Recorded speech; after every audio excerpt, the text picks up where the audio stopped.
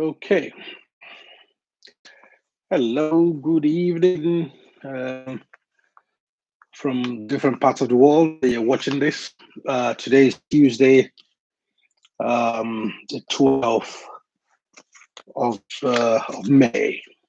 Today is our live Q&A session based on yesterday's masterclass.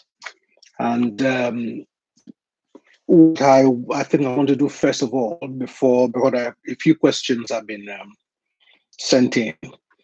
Like I always announce, how long this Q&A session is will be determined by how many questions people ask. We have a few questions already.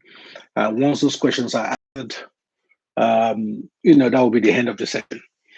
For those of you who have not sent in question but have your question, please feel free to type into the comment in the live chat button section there.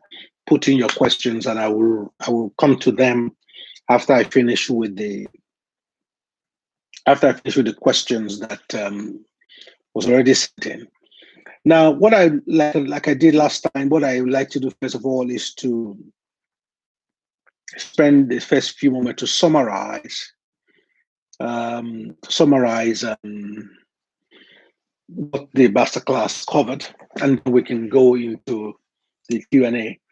I must say that some of the questions that have been sent in, I think related to the couple of them related to the interview that I granted on TVC channel.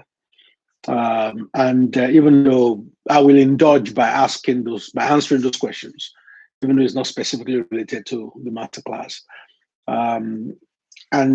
Somebody, in fact, one of the questions somebody asked was, that my appearance on TVC this morning, normally I trail in advance that I will be appearing, and then my followers and those who want to learn what I say will be able to tune in. And that I didn't do that this time around. And the reason I didn't do that is because I myself didn't know. I mean, believe it or not, I had only less than 10 minutes notice myself of that interview. It wasn't planned the usual way my interviews are planned. I think something emergency came up. The producer called me and said, "Look, we need you online. We need you online in the next 5 minutes." And I said, "Hold on a second, I'm in the middle of something else," but I had to quickly adapt in 5 minutes. So there was no time to put on Twitter, on social media that I'll be appearing and all the normal things I normally do. So my apologies for that. Now, the first, we looked at 25 prospective post-COVID-19 hot business trends and opportunities for all.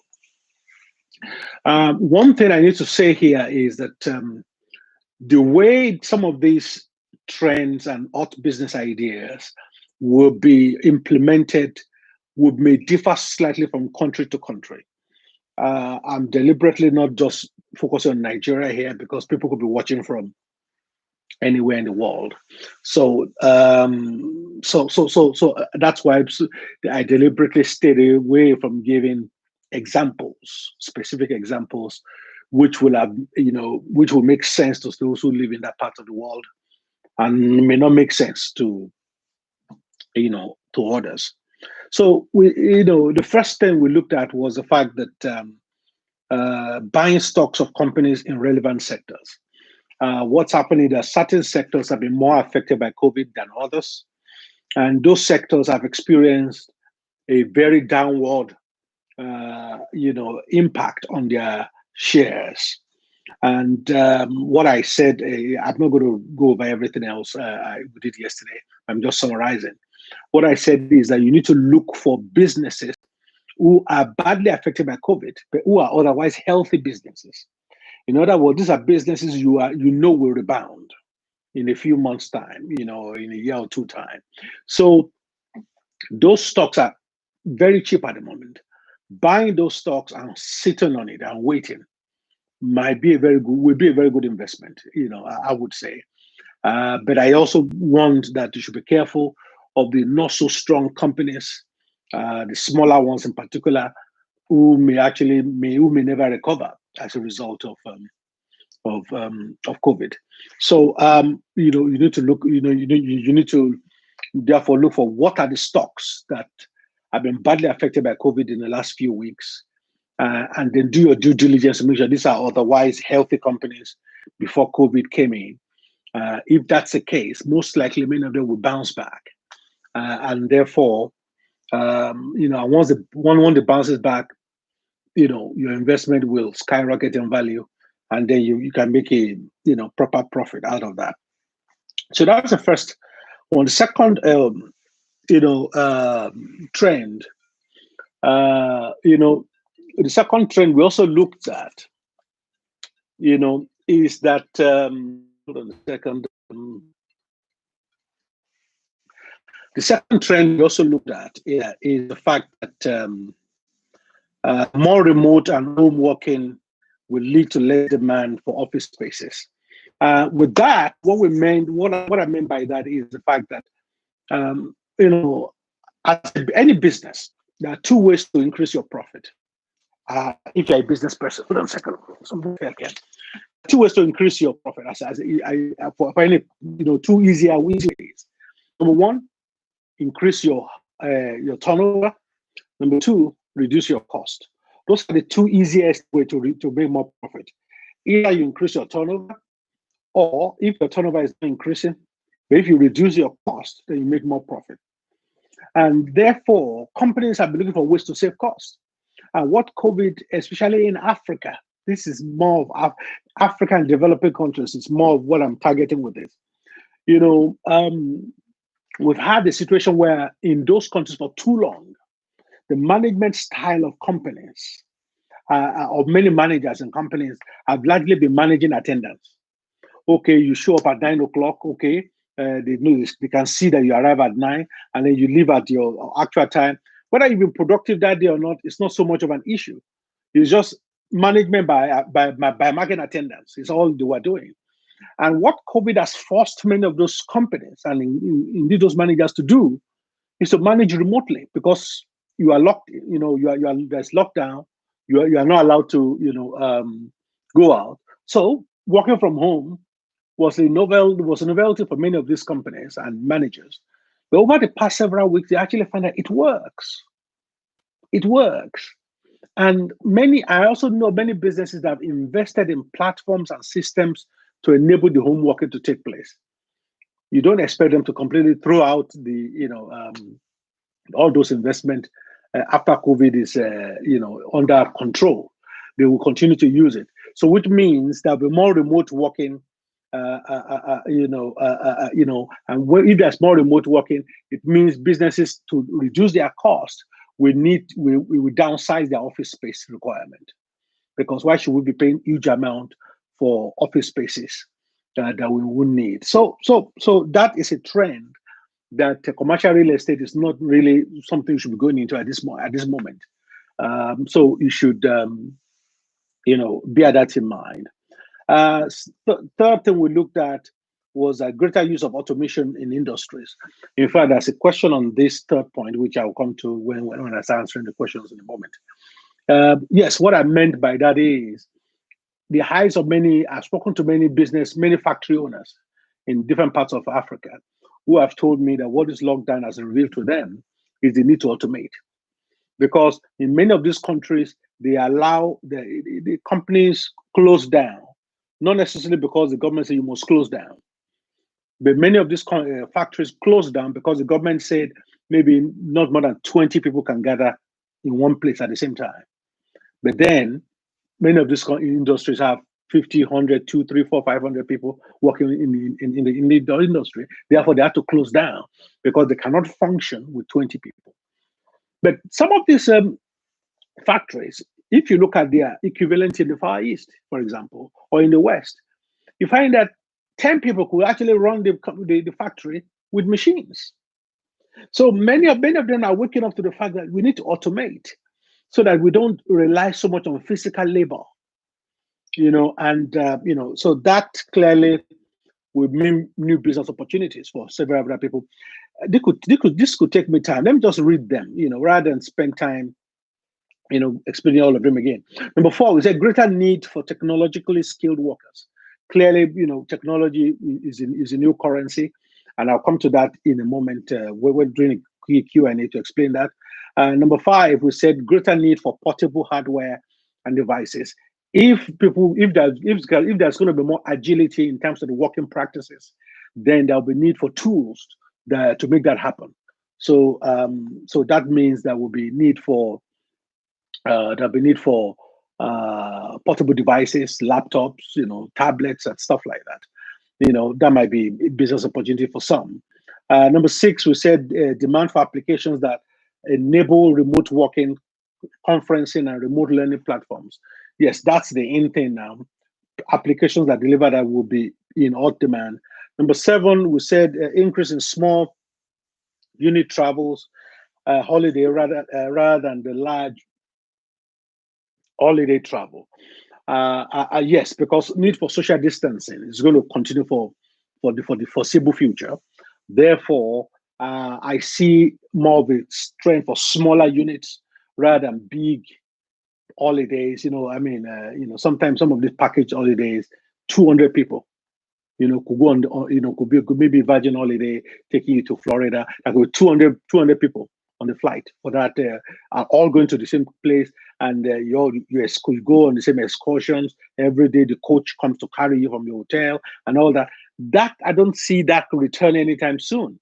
The holiday will return, but on a smaller scale. So people might want to do with their family, what's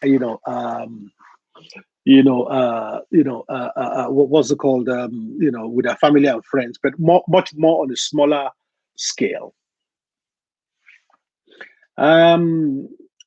Number 8, we said greater demand for personal protection equipment and cleaning product. Of course, that will continue for the foreseeable future. That's number 8. Number 9, we said tax and income planning consultancy.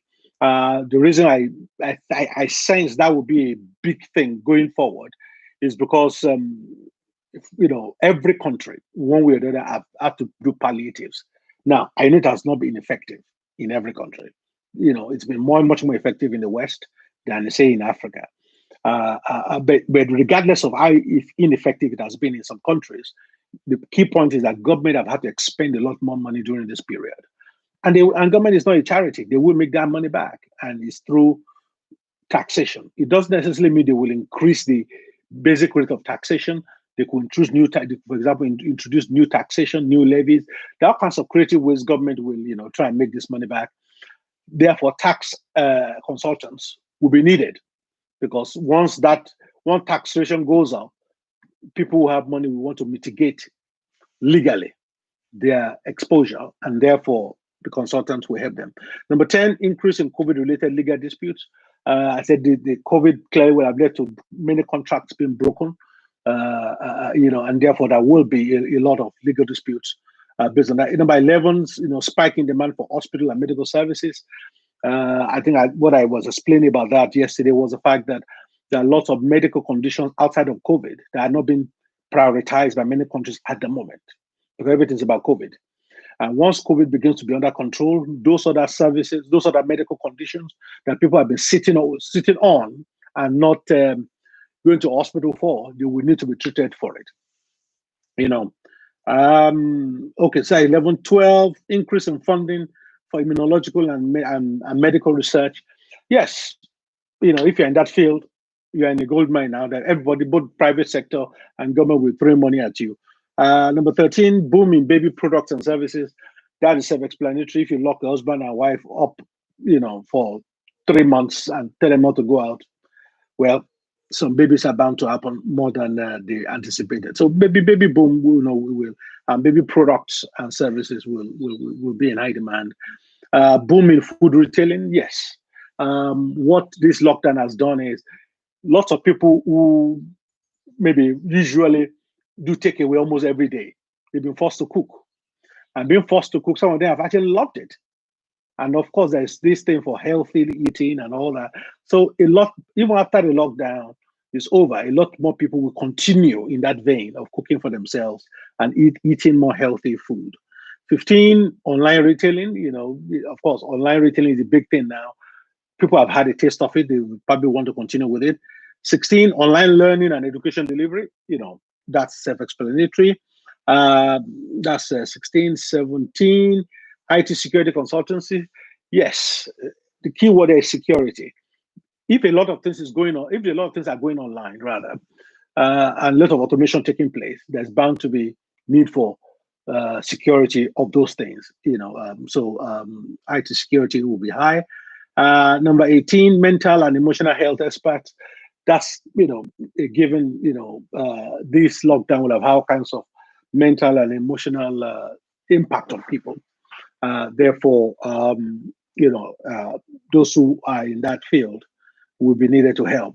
Number 19, career planning and life coaching business. This is particularly important because there will be a lot of job losses. I mean, in many countries, a lot of job losses. And, lots of people will need, career planning. For some of those people that have been made redundant, as a result of COVID, this will be their first time of not having a job in a long time. Some of them don't even know how to apply for jobs anymore. They've been on that same job for 10 years, 15 years, 20 years. So they will need help with career planning and life coaching. Number 20, business consulting services.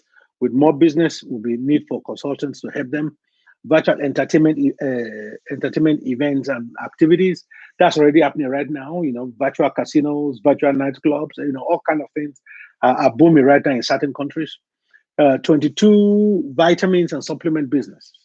There's a lot of emphasis on now boosting your immune system, and therefore people are either using natural remedies or using herbal or vitamins, which are supplements, to boost the immune system. Though that's going to be high demand. 23, specialist cleaners will be needed for the foreseeable future, because imagine if you go back to work and somebody in the office, reported that they are COVID positive.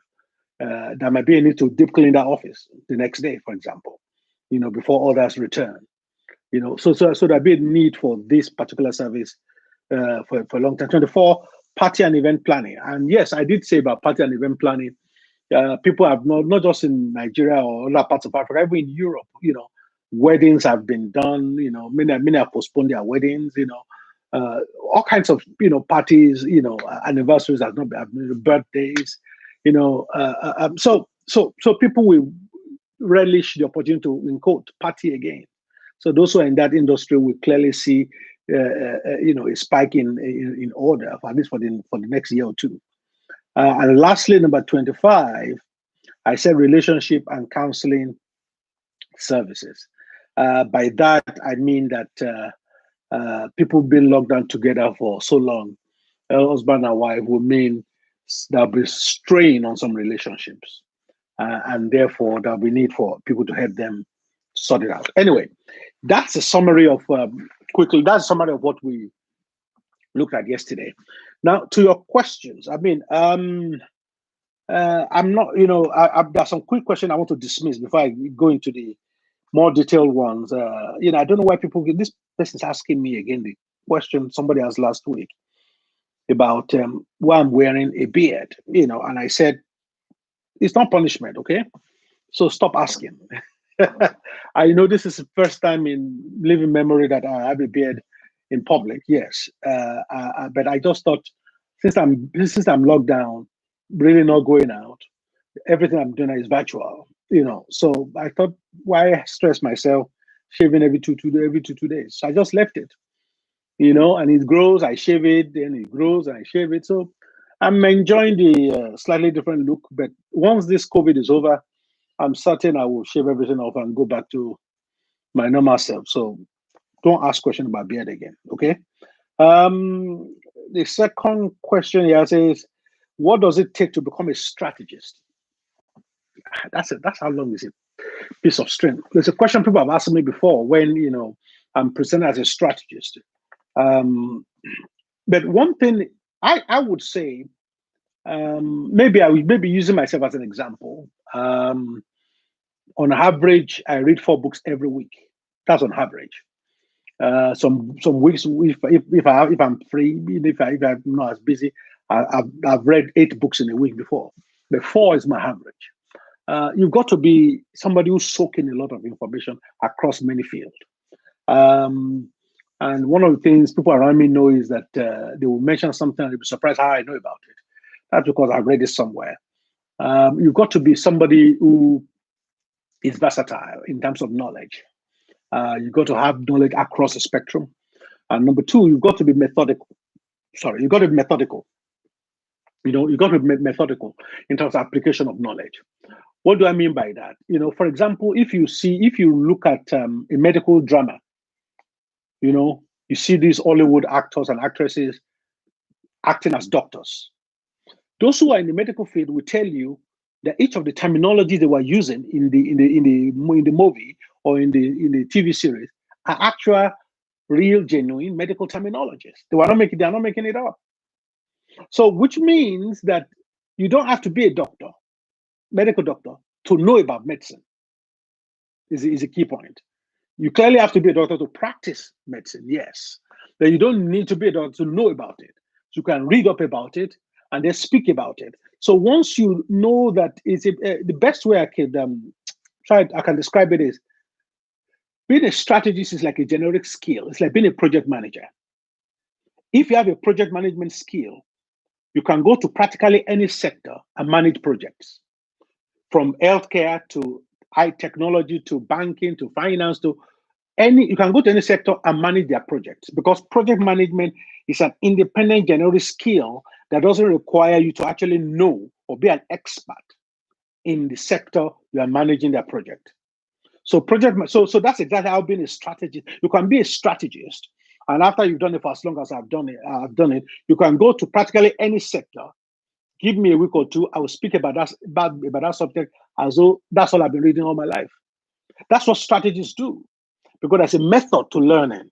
You learn. There's a method to presentation. You present. There's a method in terms of logic to reasoning. So it doesn't matter whether you are expert in that field or not. And of course, because I also did law, that helped in terms of having a foundation of logical reasoning. And being able to question things. Being able to negotiate things. There's certain general skill law gives you, which helps in you being a strategist. So I hope that answers. I mean, I could answer the question, for the next hour, but that gives you an idea that being a strategist doesn't mean you're an expert in every area you strategize about. Just like being a project manager doesn't mean you're an expert in the industry you are managing that project. You are an expert in project management. So if you go into banking, you're a project manager. If you go to construction, you're a project manager. So you are carrying the same project management methodology and ethos and guidelines and principles into those various sectors. So it's very important that you understand that. The second question here says, what is the future of, third question rather, what is the future of work for Nigerian workers? Will there be enough jobs in the future? Well, that's an excellent question. There will be, let me put it this way.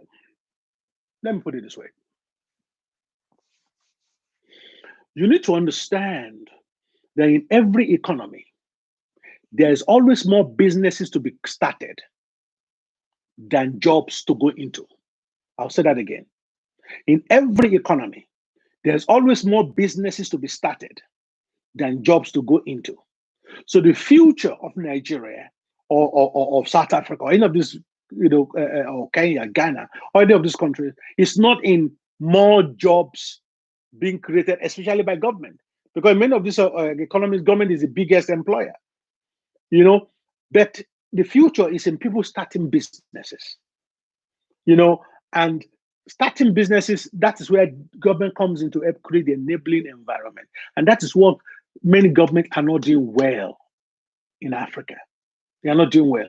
Here in London, if I go on my computer right now, I go to Companies House. I can go there, search the name of the company I want to register. Once I, and it will tell me whether the name is available or not. If it tells me it's available, I pay my, is it £18? I can't remember. £18, yeah, or so 20, 18, either £18, £25. I can't remember. You pay that online. Within half an hour, my certificate of incorporation will be emailed to me. Job done. That's it. That's it. And I can take that printed certificate, take to the bank.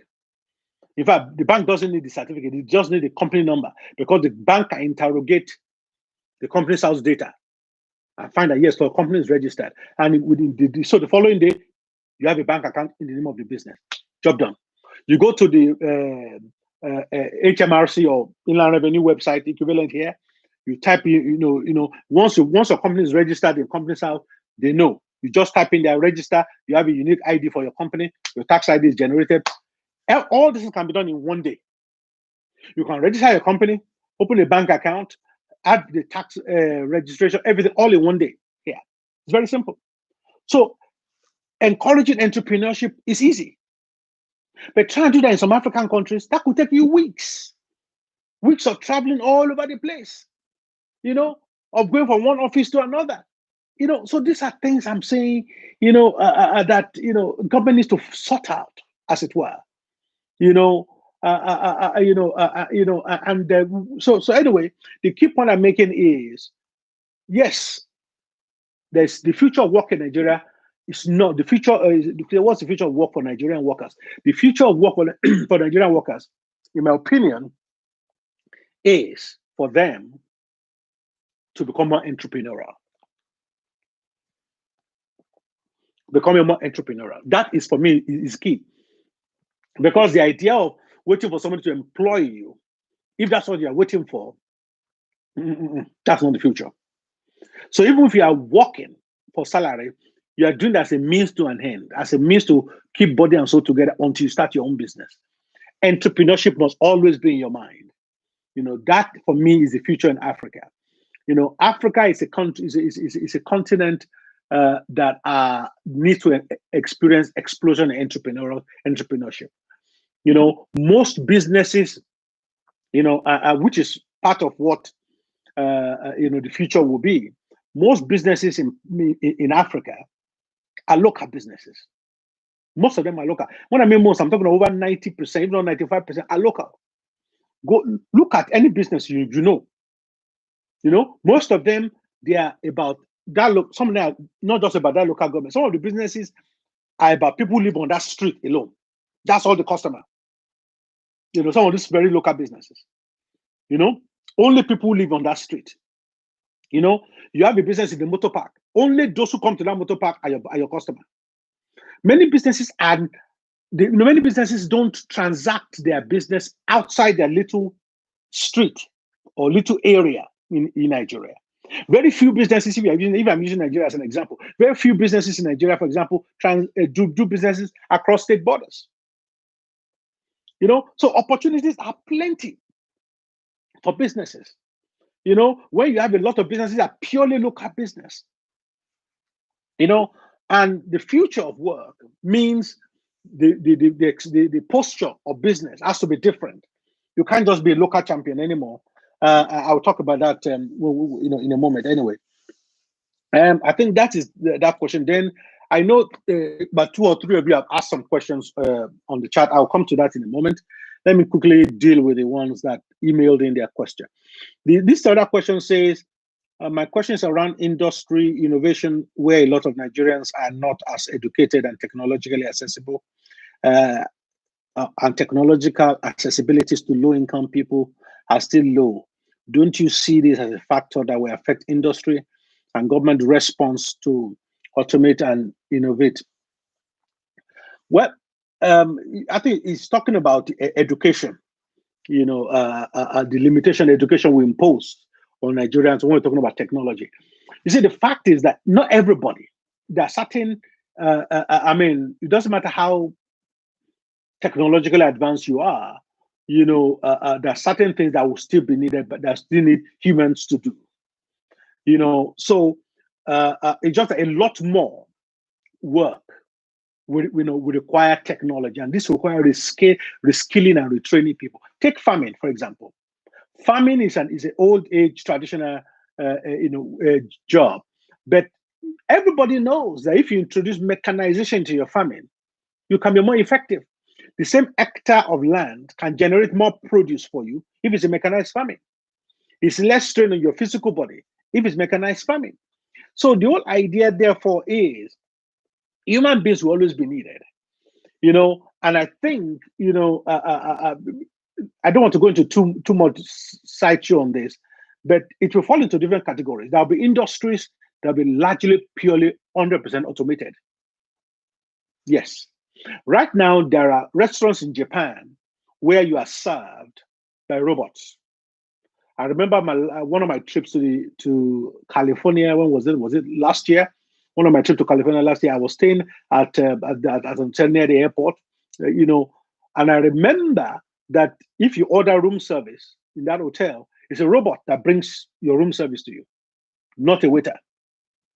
So there are certain roles that will be completely taken over by robots. That's number one. By machines, and that's number two. There will be cases of hybrid where human beings will still be needed. It's just that rather than using your physical strength, you have machines to help you do it. We're already seeing that where certain medical operations surgical operations are being done by doctors, but they're using robotic hands to help them do it. So it's the brain of the doctor, it's the training of the doctor, but there is more precision in his cutting, in his everything, because he's now using a robotic hand. That's an example of how human and machine can work together. So that's second category. And then there's third category where it will still be purely human. There's certain things machines can do. So it's going to be those three categories. Certain jobs will be fully taken over by machines. Certain jobs that machine will enable and enhance. And number three, manual jobs will continue with us till the end of the world. So there will always be need for manual jobs. It's just that the numbers might not be in the same quantity as it is now. So with those three categories, you can see that there's room for Nigerians to find their level. Those who can reskill will reskill. Those who can highly reskill. Because somebody said, "Oh, if people lose their job to technology, is that not a bad thing?" Not necessarily, because you have to understand that if you lose your job to technology, people are still needed to work the technology. So jobs. In fact, research has found that in some economies, that technology actually created more jobs than the jobs that were in existence. So it's just that you need a different kind of skill to do those jobs. So that is the key here. Not number of jobs, it's the skill needed to do the job. That should be our focus. Okay. One more question here before I go into the question online live. This one is a very long one. I think it's about China. Talking about Chinese loan to Africa. I think the questions are: can Nigeria pay back the loans, judging by our present economic situation? Well, can we pay back the loan? Well, the answer is yes and no. I mean, because loans can always be, renegotiated. I mean, that happens all the time. So if we are getting to the point where we're going to default, we can always renegotiate the loan on a different term, and that probably could give us a bit of lifeline. He said, second question, are the Chinese pursuing an expansionist agenda? Of course, you bet they are. Not just China. The only difference is that America under Trump is not doing the same. But that's always been the business of America. China is doing it. Russia is doing it. So it's leverage. Yes, they are pursuing an expansionist agenda. And we need to be careful about that. We need to be careful about that because China have their own plans. They have their own agenda. When they say they are coming to help you, the truth is they are coming to help themselves. So we need to be we need to be frank about that. But we need leaders who can see beyond it now to be able to challenge the tricks of any imperialism. We need leaders, who understand, who can see 3, 4, 5 steps ahead to understand that it's not just about the loan of today. It's about the subservience that it can generate tomorrow.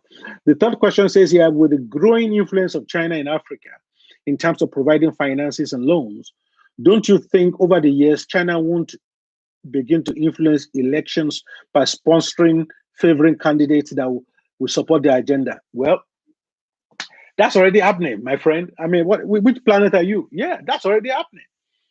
Every candidate have the, Americans, the Russians, the Chinese, they have candidates they support, for elections. So don't be fooled by, oh, we just want Nigerians to vote. No, no, no, no, no. They have their own agenda. They might not do it overtly, but they have their own candidates to support. And so that's not a new policy at all. It's been happening since the 50s, 60s, 70s. We saw how America intervened in Latin America, recklessly changing government all over the place. I don't want to go into all that, but so it's not a new phenomenon. It's already happening.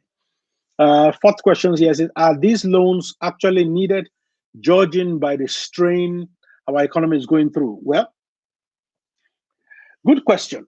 Are these loans actually needed? Actually, I don't think so. You see, I don't think so. You see, the challenge, and this is something close to my heart, the challenge I have about the way these things are done in places like Nigeria is the fact that governments, I think, are being incentivized more by corruption and less by the need to develop their nation.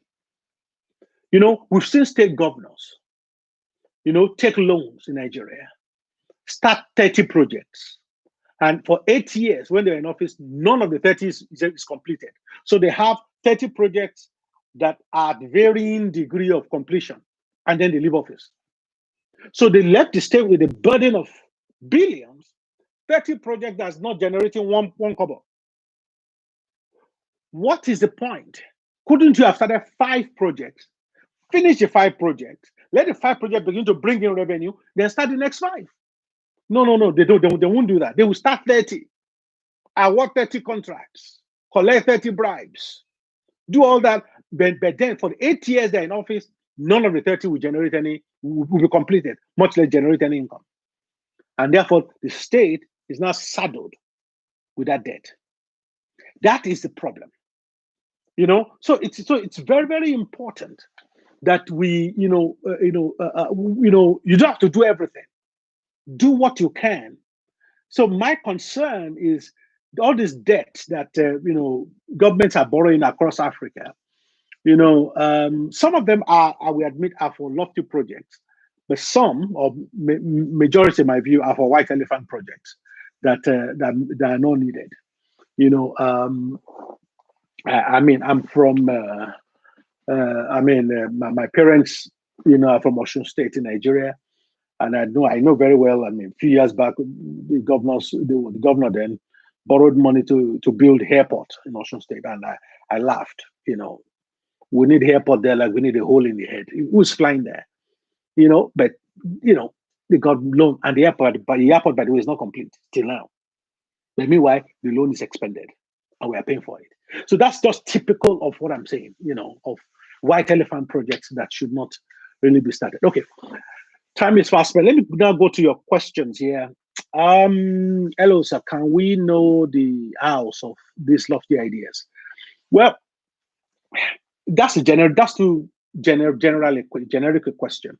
You need to be specific. The house of which one? Then I can try and give you, because for example, in the 25 odd trends I've told you now, there are hundreds of businesses that you could cultivate out of it. The 25 trends are more or less areas you should look at, sectors that might boom. But within that sector, there could then be thousands of businesses, different types of businesses you can start in that sector.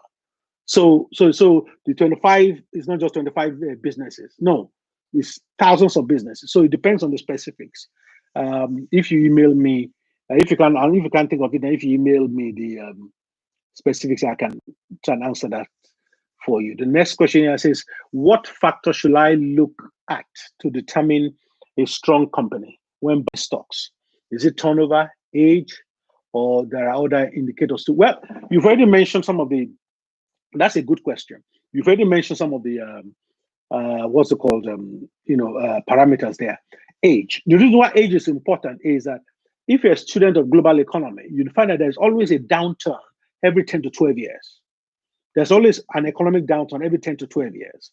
And therefore, a company that's been in existence for 30 years, for example, will have weathered some downturns and survived it. So that gives you street credibility that if they've survived those ones, then they most likely will survive this one too. So that's why age is important in terms of age of the business. Whereas a business that started 4 years ago may not survive, for example, because they've not really had experience of managing crises such as this. So you look at turnover, you look at age, you look at the value of their of their customer base. You look at their future trend, future plans. You look at their profitability. For example, a new company that is highly profitable may survive it because they're highly profitable. It means they have liquidity to withstand this shock, so to speak. So I'm not giving financial advice. Go and get your best advice from a financial advisor. But you've touched on some of the parameters you look at. Next question says, please, should an accounting undergraduate learn data analytics? It will depend. It will depend. It will depend because you need to understand that there is always joy in specialization. So you don't want to become jack of all trade. But let me put it this way, the more added skill you have as an accountant, the more you will stand out and the more money you will make. So that's a no-brainer. Even if you don't use the data analytics knowledge you're not given the contract for it, knowing it will allow you to ask the right question. And if you're auditing, to audit correctly. So no knowledge is wasted. So yes, so it will be good if you can. Yes. What is business analysis versus data analysis? How can accounting graduate move into this field? Well, I mean, your question is becoming slightly nuanced in that sense. I mean, you've answered the question yourself. I mean, data analysis. You are analyzing data. And data in a discrete form. Whereas business analysis means analyzing more in terms of processes, for example, business processes, and ways of doing businesses, re-engineering businesses, so they're slightly different in that sense. But Google's your friend. Go and Google that yourself, Jerry. What's the next question? As a medical laboratory scientist that has spurring interest in governance, politics, business, and economics, what necessary skills do I need to acquire to survive both in these fields? And I'm not sure I understand. You're a medical laboratory scientist. You have interest in governance and politics. What skill do I need to acquire to survive in those fields? Well, okay, you want to go into politics and governance, be a laboratory scientist. Well, the biggest skill you need as a politician is people skill. If you are going to go into governance and it's people skill, it's all about people. Your ability to influence people. I'm going to be doing this masterclass on that subject in the coming weeks about the different way. I think I call it 25 ways you can influence people. So and show you what those ways are, and if you possess those traits, because you have to understand that influencing one person is not the same as influencing somebody else. So one thing cannot influence everybody. So what influence different people will be different. So you've got to be ambidextrous. You've got to be more, you've got to be versatile in your repertoire, so to speak, to be able to influence people. So people skill is your number one skill, I would say. There's a skill post-COVID era. Well, it's still going to be people skill. Clearly you need to understand technology, but people skill is a vital skill for you to have to survive, in governance. And then there are books, and you need to be somebody who reads a lot. You need to be somebody who loves knowledge. I don't know who said it first, but I've had it said many times that if you want to hide anything to a black man, just put it in a book. A black man, because we don't read, and that is a challenge. And I see that a lot. For those of you who follow me on Twitter, I find that every now and then I bring in this attention to detail puzzles. You see, the whole idea is just to encourage people to pay attention to detail. I mean, I don't know whether whether you've seen this before. You will have maybe a flyer on your Facebook or any social media or for an event. The flyer will say it's 3 p.m. We tell you the time, we tell you the date, we tell you the venue.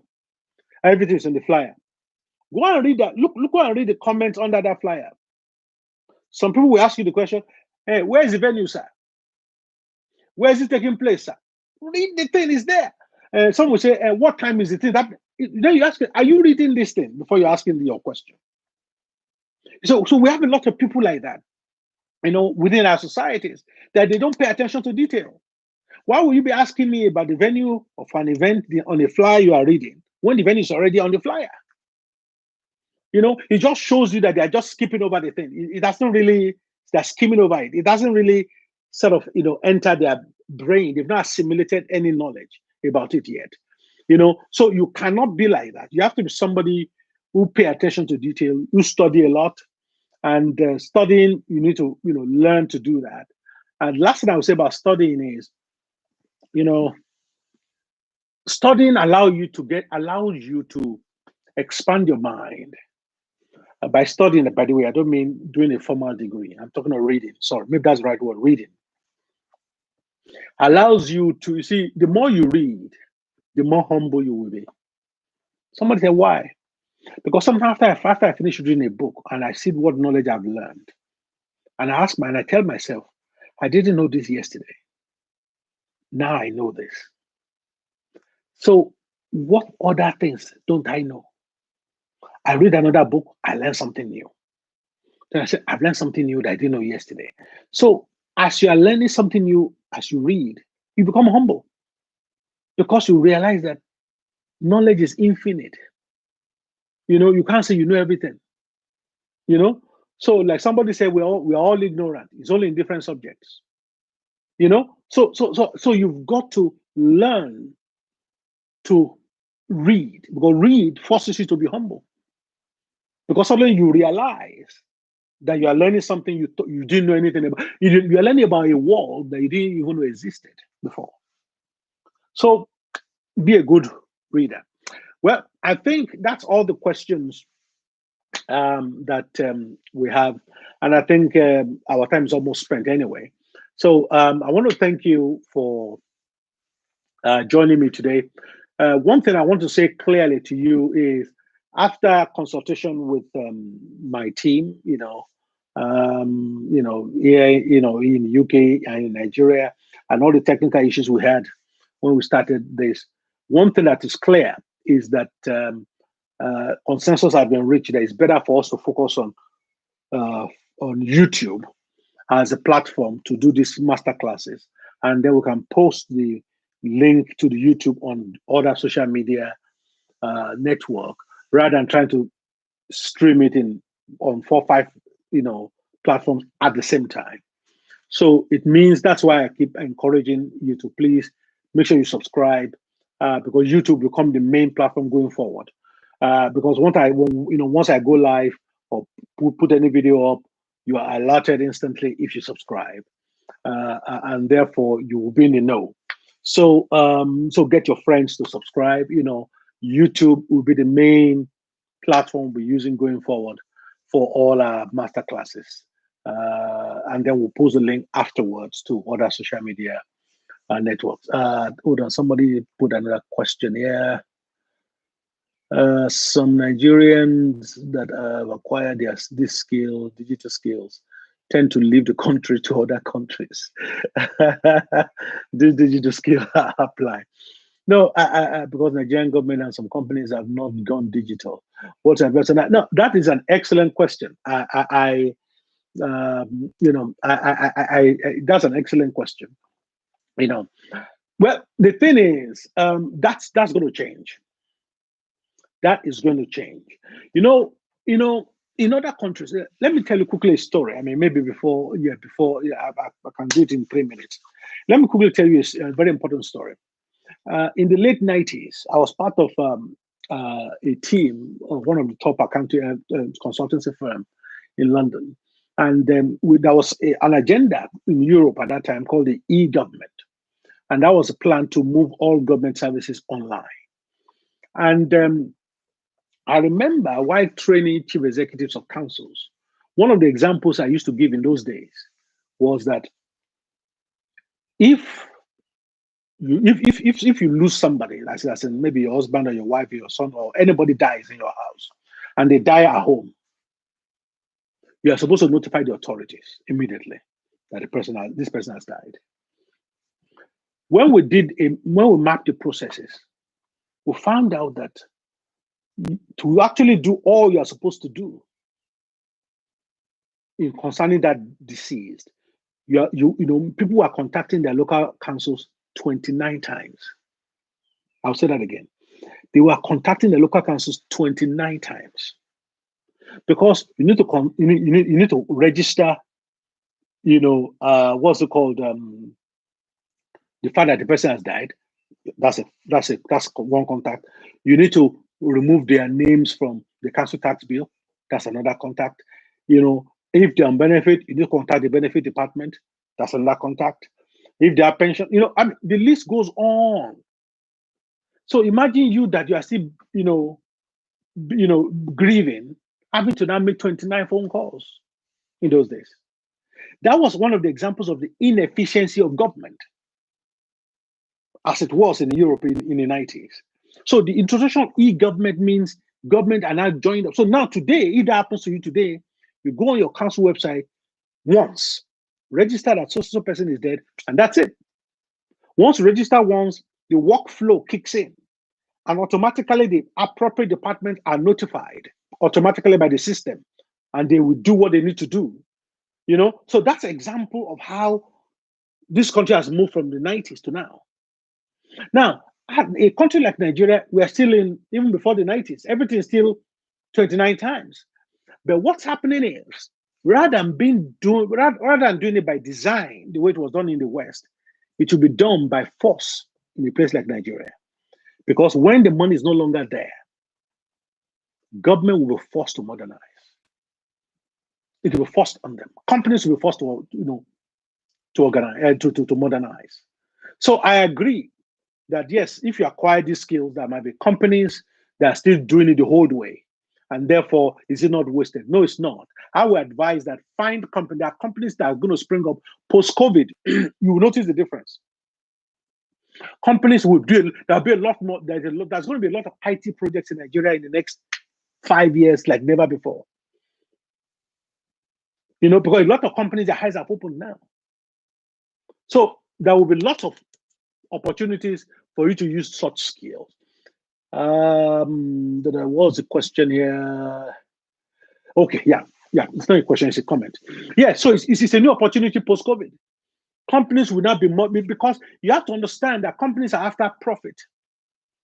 And now they can see that, think about it, you're a company in Lagos, right? Your staff spend 6 hours a day to and from work in traffic. But by the time you spend 2 hours or 3 hours to get to work, they need the first hour after they get to work to even calm down before they even start doing any work at all. Meanwhile, if they started work from home, they would have been productive for 4 hours by that time. So you've seen through COVID that these people can work from home. So many of these companies who are jittery about home working, remote working before, they're now more relaxed about it because the proof of concept has been proven to them by COVID. So a lot of them will be more willing to now embrace technology than they were pre-COVID. So it's important that you understand that, that opportunities will rise more in this field after COVID is under control. So Well, that's it. I think that's all the questions. I joined too late, but I want to develop an online interviewing platform. Oh dear. Well, I mean, you're looking for business advice. That's a different one. Send me an email. I might see what I can do to help with that. Do you think it is possible for Nigeria to find ways to be more self-sufficient with less dependency on the Nigerian government? We have been in this cycle for too long. That is absolutely. I mean, I'll be touching. I have an online chat on Thursday with somebody. That's part of what we'll be, looking at. What COVID has shown Nigerians more than ever before is the fact that you're on your own. Nigerians have not always. They've never really depended on government. I mean, you are your own. You are your own local government, more or less. You generate everything by yourself. But COVID has actually shown that you're on your own, and therefore there'll be more drive for financial independence by many Nigerians post-COVID. Not the financial independence to show off to people that mean to have money, but financial independence for peace of mind. Because as we know, a pandemic comes every few years. I mean, in the last 10 years, we've had three outbreaks. It's just that this is the worst. I can tell you in the next 10 years, there'll be more outbreaks. So this won't be the last. So people have learned that they need to be self-sufficient. Yes. So Nigerians, we are very adaptable people. Please, how do we get your email for follow up? Yes, info. Okay, actually, I will type it out now. Is info@charlesomole.org. info@charlesomole.org. That is the email. And if you go to charlesomole.org, there are some resources there where we're developing all the time. There are free books for you to download from charlesomole.org if you go there. Okay, somebody else has already put up that. That's excellent.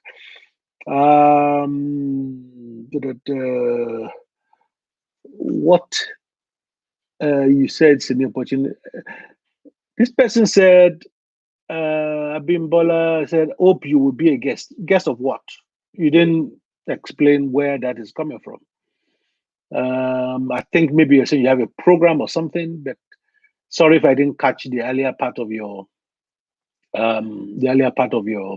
question. All I see here is hope you will be a guest, but just send me an email. I mean, whatever you want, I'm here to help as many Nigerians as I can. Okay. So if you send email there, then it will be answered either by me or by member of the team. I guess she meant interview platform. Oh, okay. I see what you mean. Okay. Oh, but interview platform. Okay. Again, this is a loss in translation because we're talking about jobs. I thought she meant. I hope it's a she. I can see a female picture. I thought she meant a job interview platform. I didn't know she meant interview as in media interview platform. Yes. Well, yes. Anything to help. That won't be a problem. I'm sure it can be arranged. So thanks everybody, and so we have another class next week. But what I cannot say is that whether it will be on Monday or Tuesday. But those of you who are subscribed to the YouTube, you will know, because once it's scheduled, you will know that we're going to be live, and then I'll let you know what the topic is, because there are so many things in my mind, at the moment. But what my plan going forward is to be doing much shorter, master classes of say 15 to 20 minutes or 30 minutes at the most. And then see if I can actually do Q&A immediately after it. The reason why we've been doing Q&A the next day is because the class itself is already 45 minutes to an hour, and I don't want to keep it for more than an hour maximum. So, but if I can reduce the class itself to 25 minutes maximum, then we can use the balance of the time to do Q&A immediately after, so that we can do it in one slot. Anyway, you will know through all my social media handles what we are doing next week and the week after. So thank you very much for joining us today. Feel free to share this video add the link to this Q&A with other people, who are not able to join. So thank you very much, and I'll catch you again. Well, either online or offline. I'm sure I'll see some of you again very soon. God bless, and keep safe. Thank you.